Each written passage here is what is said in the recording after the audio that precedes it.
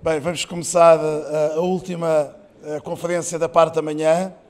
Now English, last conference of the morning, the most difficult conference because it's before lunch. We have now as lecturer Klaus Feldman of Germany, AHF lecturer and trainer from Bundesliga many years ago, and during many years too. Klaus, thank you very much for being here. Thank you. Good luck. Okay. Hello, everybody. I don't think that this is the most difficult point of time. It's more difficult after the lunch, when everybody wants to sleep a little bit. But I'm very happy to be here, and I'm very thankful for the invitation. And I enjoy, and it's a big honor for me to speak in front of you. And I'm very happy with the presentations we had before from my Spanish and my French colleague, because some aspects will be similar or will be additional. So I hope that it will be interesting for you to see the combination. The topic I have to speak to is aspects of future handball. And to be honest, I don't have the glass bowl at home, so I cannot see the future of handball. This is not possible for me. I have some ideas, I have some things that I prefer, but I have, from the actual status of handball, some points I see a little bit critical. So let's go about or go through that presentation and see what might be good for the future.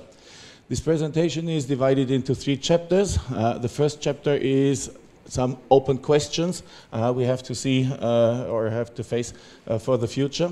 The second is to orientate at the actual trends, what is handball now and what might come from this.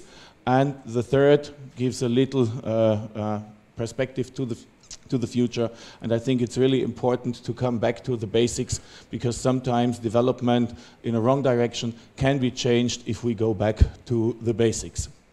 Okay, Pedro, how long do I have to speak? 2 minutes? No, okay. No, I don't want to cut the... Okay, I try to hurry up a little bit. Okay, thank you very much. So, first chapter, open questions. If we speak about training today, it's for the handball of tomorrow.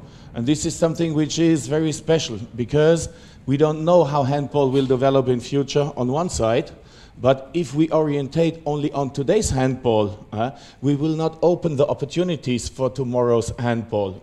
So training today means to give to the players some input that they have to use maybe in 5, maybe in 10 years. We had a short discussion with you, Jordi, about the actual situation in top handball. The players are now getting older and older in top international handball. They are getting more experienced, physically better prepared. So for the young players, it takes more time when there are less chances to come to top level on national league and top level to international league. But we have to prepare them for a long period they can play on higher level. In my time, 30 years, you were an old player. Now 35, 38 as a court player, 40 plus now for the goalkeepers is no problem. And this will show that, or this shows that there is a long period they have to go and a long future they have to be prepared for. And one question we have to answer is, will there be only one handball in future? So we have now one variation which is coming up very strong, it's handball in the sand. But on the other side, we have to see that our rules are developing a little bit, and that we have professional handball on the one side and basic handball on the other side. And if we talk about some rule variations maybe in future, like a shot clock or something, then we have to see that this is maybe only possible in professional handball, but not in basic or normal handball for every player. And then we divide a handball into or maybe more categories. In basketball, you have the same. You have the FIBA, the European handball, or the world FIBA, the basketball for the rest of the world, and you have the NBA, and they have different rules. Maybe in future we will have the same situation. So the question, what will happen with our rules, is very, very important. On one hand, we have to develop, and development of the rules is very important. So you can see from the past that we had some development, for instance, with a quick throw-off. Now with the last one, 7 against 6. So there's a constant development in this. On the other side, we should not lose our character. The character of handball is different from football, is different from basketball, is different from American football or other games. And this is something which is quite sensitive from my point of view. And we have to orientate on one side, on the top level, have to see what is development or the actual trend there. But we have to give some additional things to that too, because we don't know what will happen in the future. So if we see something at the moment, it will not mean that this is the same handball in maybe 5 or maybe 10 years. So yesterday in the course we had this practical demonstration and we focused a lot on individual one-on-one situation in the wing position. And it's obvious to see that this is some element which we do not see in top handball today. Because the wings are standing only in the corner and waiting to get a free shoot. They are not actively involved in the game. No ball circulation with the wings, no one-on-one. This is some traditional thing. In my youth, we had this. As a backcourt player, it was easy to give the ball to the wing and initiate the one-on-one move, and you follow inside and shoot as a backcourt player. Nowadays, you don't give the ball to the wing. But who knows whether we will see this in future. So if we don't educate our players in this way today, in the future we will miss this element. And I think this is not a good development altogether. So that's why I think it's very important to work out the basics for future performance right now. So, and this depends on at least 2 aspects I want to focus on. The first is, who is able to play fast? Can you continue this sentence? Can play slow too. But if you always play slow, then you have a problem if you have to switch and to play fast. And the same is, who can play in open space, can play in smaller space too. But he is used to orientate and to move in the open space. If you always play in small space, and then you have to go to open space, you will feel problems too. So these are 2 elements from my point of view which are very important for the education of the young players now, if we want to make them adapt to future handball, that they learn to play fast and they learn to play in open spaces, because the other way around is, from my point of view, a little bit difficult. Okay, let's see what's happening, what happens in the actual tendencies. On one side, we have defense. And some of you have been to the course, they know this pyramid. I always say it's a pyramid. Also, you see only a triangle. So we have variability in actions and positions from the defenders on the ball side and on the help side. This is corresponding to the 2 lineups from the French team we saw now. And this is individual quality we want to develop, or we can develop in this first stage. And the wider the basis of this pyramid is, the higher we can build up, we can come to the cooperation. In the cooperation, we have to stay and to switch. You said slide and change, but it's the same. We have to help and to double team. And these are the 4 types of cooperation in which the players have to be variable too. And the third step, or the third floor in this pyramid, is the team defense with the systems we have so introduced from our French friend, one special thing, or one special variation like the 5-1. From my point of view, nowadays, the first and the second floor are very important. Floor number 3, not so important anymore. Maybe we can say that handball has lost a little bit its character as a team game, because the individual actions and the small group cooperations, they dominate the output in defense, but in attack too. So, to see how attack and defense depend on each other, I have a small video, and some of you know it already. It's from a Bundesliga game last year. It's Rhein-Neckar-Löwen, the home team, against Flensburg, so 2 top teams in German Bundesliga. And you see how they play. Or maybe how they do not play. Because for a long time, not very many things are happening. The defense is 6-0. No open elements in that way. So passing, rebuild the attack. Okay, some problems with the ball. Execute free throw. And then bounce pass, easy circulation. Give the wing a command to come in. Again, interruption from the referee side. Now the attack starts again to build up. Wing player going out again. Another bounce pass, easy pass. So please communicate, come in again. Another interruption because there's no speed in this game. There's no quick ball circulation. There's no quick movement of the players. And from my point of view, this is a negative example how our game is played. And especially in the leagues with a high load for the player, you can see that the players take a rest on the court. They cannot recover during the matches because they have so many matches, so they have to recover during the match. And you see how slow this is played. Finally, after 2 minutes or something, we have a result shooting from the ground. So, from my point of view, this is not attractive handball. And for the future of the handball, we should avoid this. But it depends not only on what the attackers are doing, it depends on how they are enforced to act from the defense side. So if the defense is very passive, very back to the 6-meter line, and gives the attacker the chance to perform like this, they will do it. The maximum pressure can come now from the referees if they enforce passive play. If not, they will take the time. So, you know this word, defense makes the difference.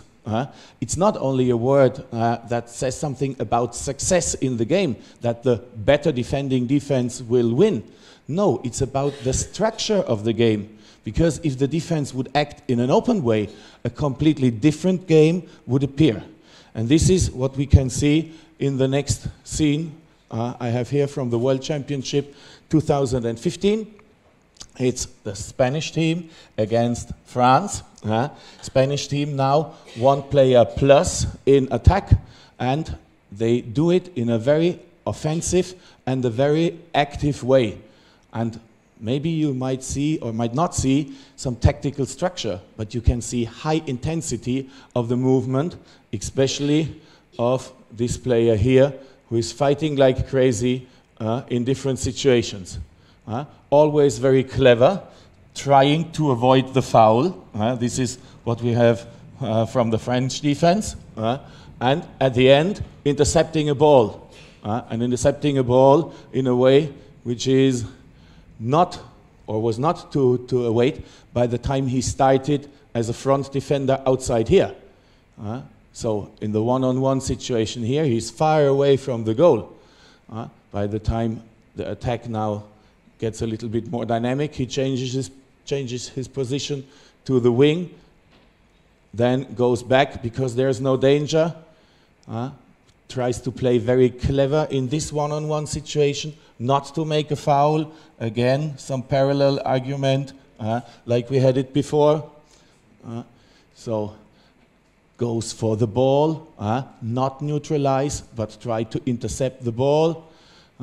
Immediately turns around, and now when Karabatic moves, he's going to cut the ball because, like we heard before, he's not defending in front of the ball, but he's sinking back to cut the ball in that moment. So from that individual movements, you can see how active defense can be, and I think that this is some element we need in future. Same is for the cooperation. This is shown in this video. It's from the Women's World Championship 2015. We see Denmark against Hungary now in defense, the green team. And we see again basic principles we had before.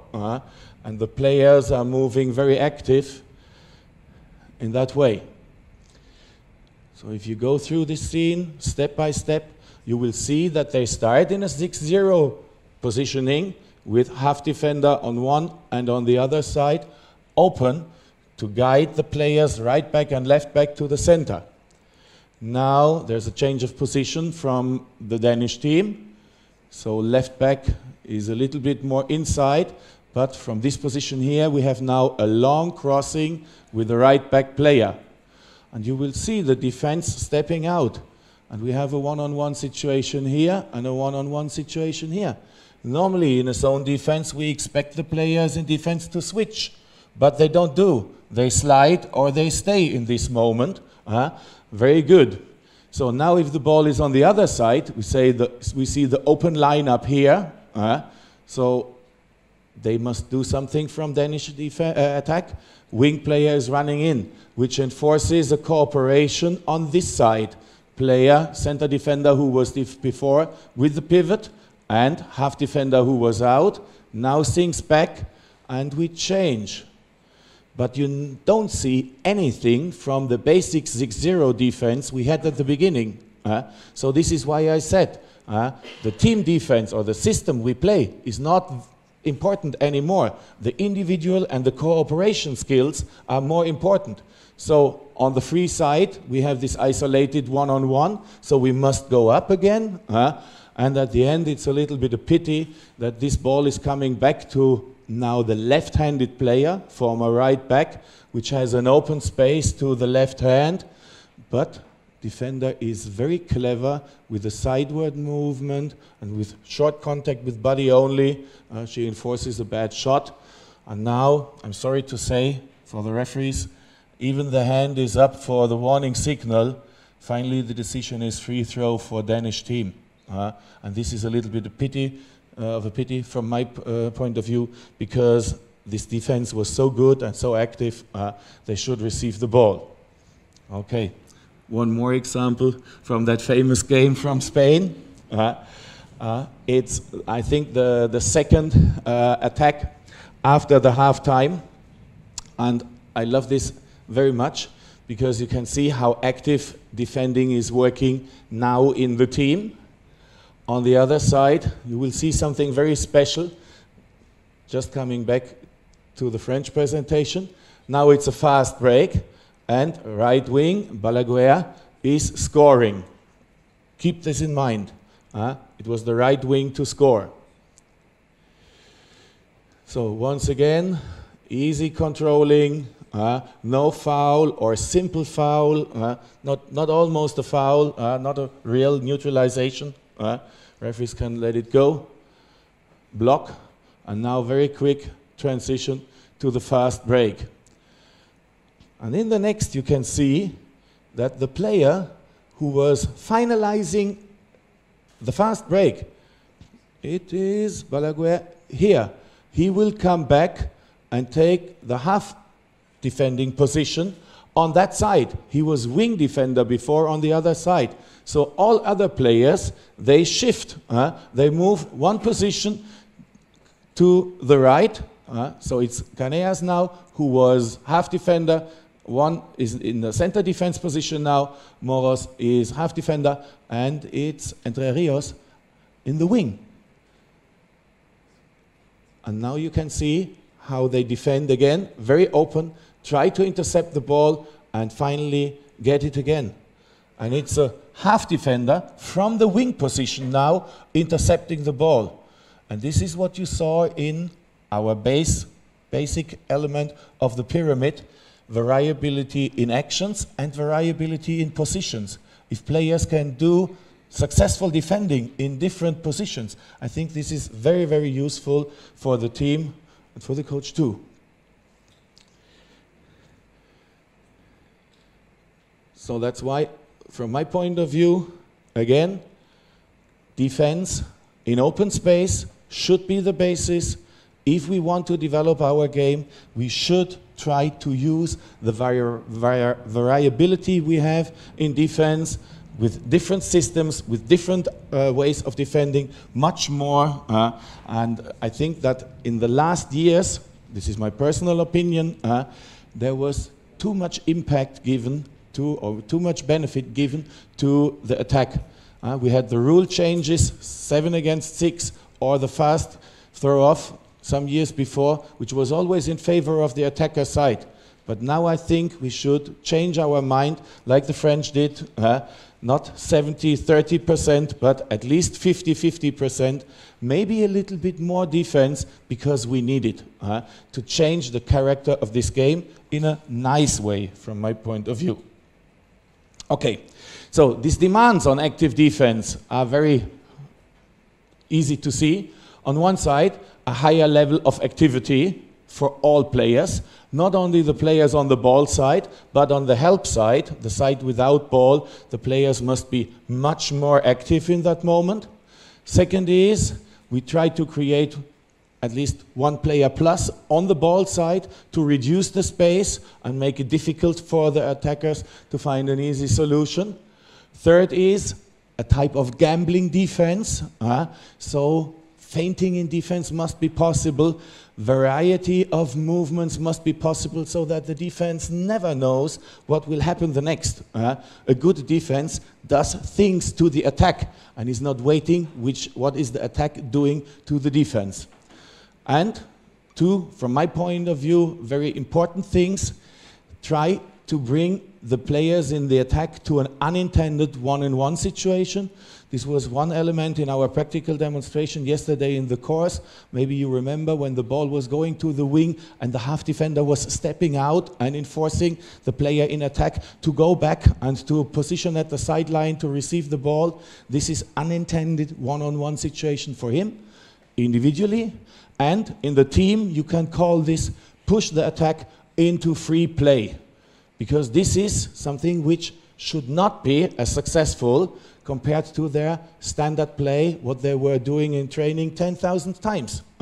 If we let them do what they did in the training all the time, they for sure will be successful with that. But if we push them into free play, defense can push them into free play, then the level of quality will go down. Okay, come to the other side. It's the attack, and we have the same picture. We have the same pyramid here. Individual variability in actions and positions, with and without ball actions now. And I think especially actions without ball are very important, because if only the player with the ball is moving, it's a boring game. So the more players without ball are moving, the more intensity we have in our game. And at the moment you see 2 players in the wing position only standing and waiting. 1 player is moving constantly, which is the pivot, but the 3 players in the back, they are not moving enough from my side. They are just, before the ball is coming, starting their activities. I think they can do much more and much better. And the higher the level of actions without ball is, the higher the intensity in the game. And this is similar to football or basketball or other games. On the cooperation level, we have the 4 different ways of cooperating in groups of 2 players: push, parallel, or cross, give and go, and screen. These are the 4 typical elements we have in this area or in this level. And the third, again, the team tactics, the conceptions, change of attack system, and so on. But from my point of view, again, this level is not so important. The more important is the first and the second floor here, because again, quality is given here. Okay, very short, come to this one. It's a short video from different shots you see from the last World Championship, Germany and Denmark, and you can see how fast players nowadays are executing their shots. They almost don't need steps, not 2, not 1. Sometimes it's just receiving the ball, have this parallel position, and shooting very, very quick. And from this, it's almost dangerous to give them a position close to the 9-meter line, because immediately, very quick, before the defense can close the window, they will shoot and do it in a very successful way. So you see, no matter whether from Denmark, from Spain, from France, always you will find those players who are really, really effective in these very quick shots. And according to the rule development with the warning signal for passive play, this is something which is really needed, because after 5 passes or 4 passes, just the execution of a free throw, a very quick action must come to finalize the attack. So, and this is something which you can see here. Even if you have very tall players in defense, quick shooting around the hip or before the defense can come to a block can be very successful. So we will have one more from Korea in that time or in that video, and you can see it once again. So receive the ball and very quick shooting. So on one side the players need the technical skills, but on the other side they must be able to work out these technical skills under time pressure. So the quicker you can shoot, the better it is.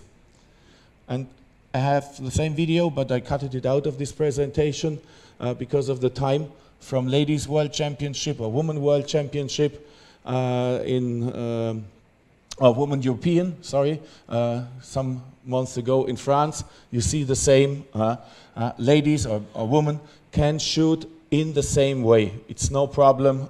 They do it with 1 step, sometimes with 0 steps before, and they really execute shots from the ground very, very fast. Another one here against the very tall defender. Very nice to see. Okay, let's skip this and go to the next one. This is a short video with some variations from the wing players. And it's really artistic what we can see, and spectacular from my point of view, what we can see from players jumping from an area which is almost out of the court, you might say. So always the defender says, let him jump, goalkeeper will do it. But good players like Dibirov here or others you will see in that video use that very small ankle in a nice way. So from one point of view, quite attractive. From the other point of view, under tactical aspects, this is not a bad thing, because this will draw the defense to the wing positions and give more space in the center. If we have wing players which cannot execute shoots from that far out position, it will be a problem, because then the defense will compress more and more in the center and reduce the space. So once again from Norway, passing under pressure, very good. So release the ball, not to the next position but to the wing. It's very good in that moment. But you can see the wing player jumping in. He's not waiting for the ball. He's moving into the ball. Then he can shoot in a nice way. And even if the ball is coming from the goal, jump and make a special variation here. So, quite interesting what happens. Again, our friend from Russia. Now against Germany, doing it in a nice way. And as a goalkeeper, you might get crazy with that. Okay, so on the other side, coming back to the first level, variability of positions and variability of actions, we depend on players in future which have a little bit wide range of individual actions. So this again is from women handball. It's Cristina Neagu from Romania. From my point of view, for sure, best handball player in the world now. Now she's injured. This is a pity, but she's doing in a very, very good way individual actions from her basic position, which is left back, to the center. Shooting on one side, using 3 steps, using 2 steps. But sometimes use the straight move, like you can see it here. Oh no, this is again a little bit parallel movement inside, but later on you will see a straight move, and again shooting very quick. So, shooting from the air, after jumping, no problem in that moment.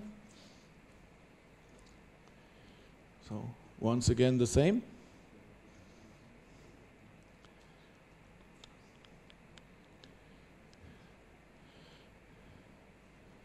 But for the next, see it from stand position, receive the ball, one step, tuck up, not jumping to the highest point, but in the face of coming up, immediately shooting.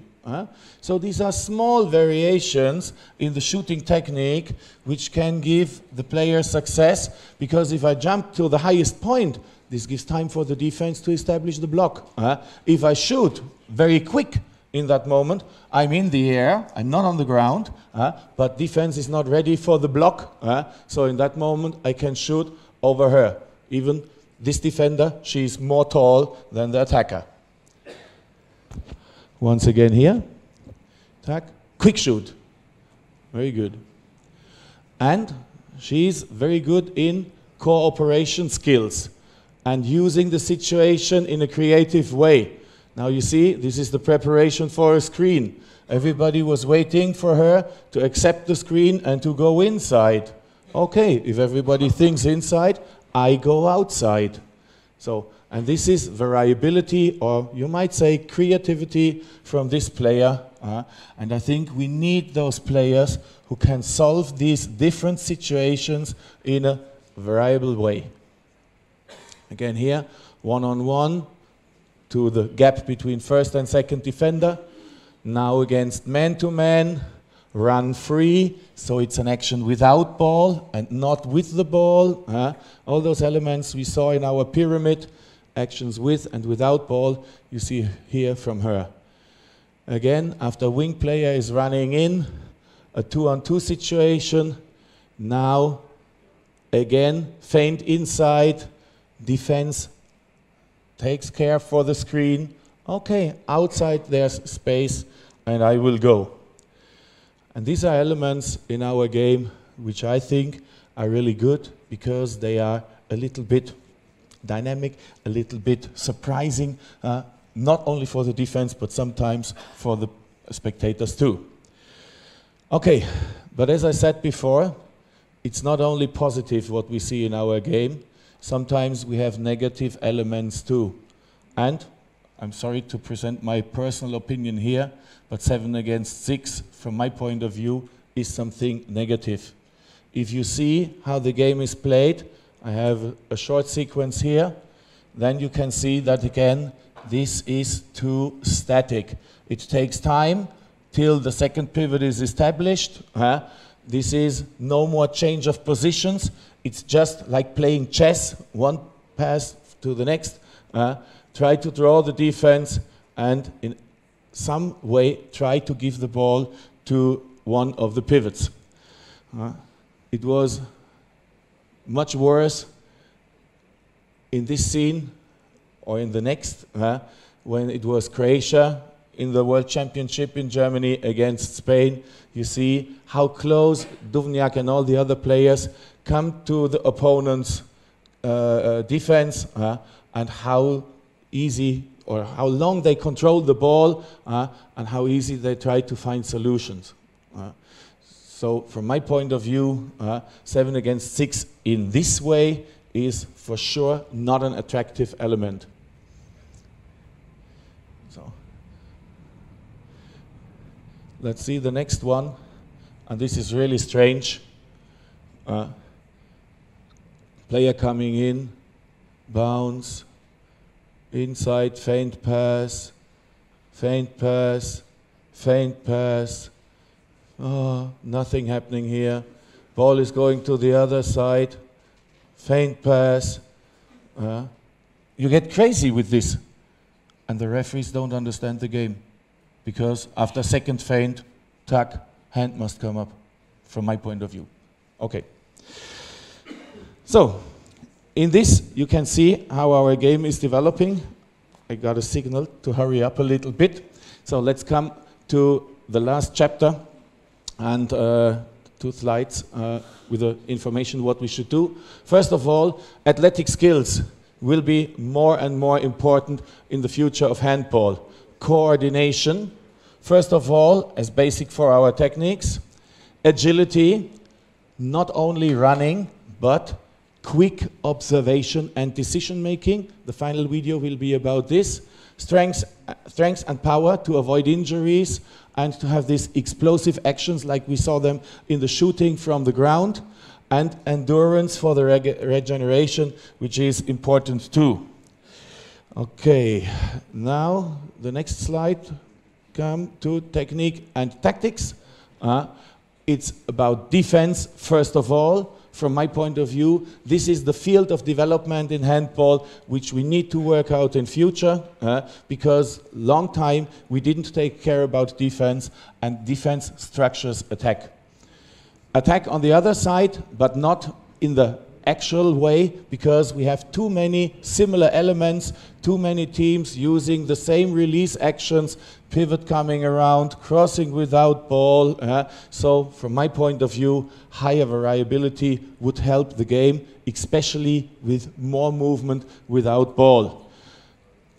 All those things in combination with quick observation and under time pressure, which is something which is really important to solve the situations 1-on-1, 2-on-2, 3-on-3, individual and the small group cooperation, first and second level of our pyramid. And to give you some examples, I have this last video and then I will finish. This is about agility, but not only motor agility, but agility in the mind, or cognitive agility, you might say. So I tried to find some scenes in which players act or react very, very fast, and from this very quick reaction, they had an advantage in the game. So you can see here Spain against Romania, and you see this player, after she was shooting, she got a contact falling down. But by the time she was standing up, she was orientating to opponent's goal, not orientating to my own goal, and observe the ball from the goalkeeper, and then come up, jump, receive or catch that ball and shoot. And so many players we know, they turn around, run to their own goal, they don't observe, and from not observing, they cannot catch the ball. Okay, and she's always smiling, so she's very happy with that.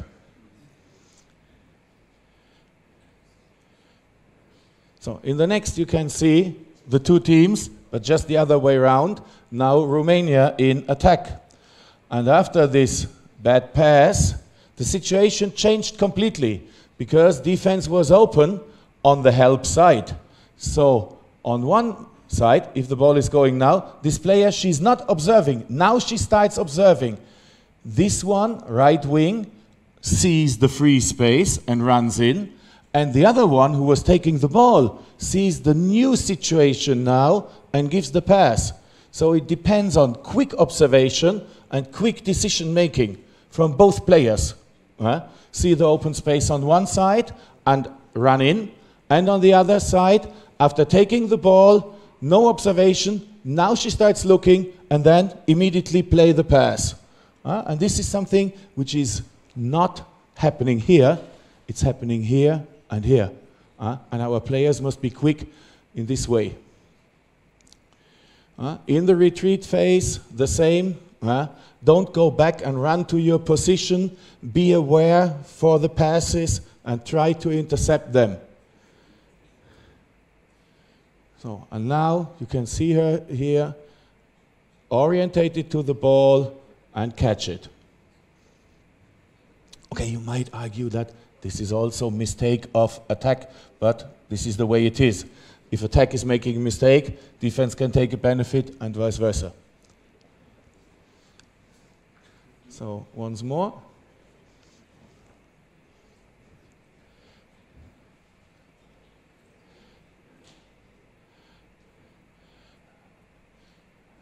And then we take this as the last one.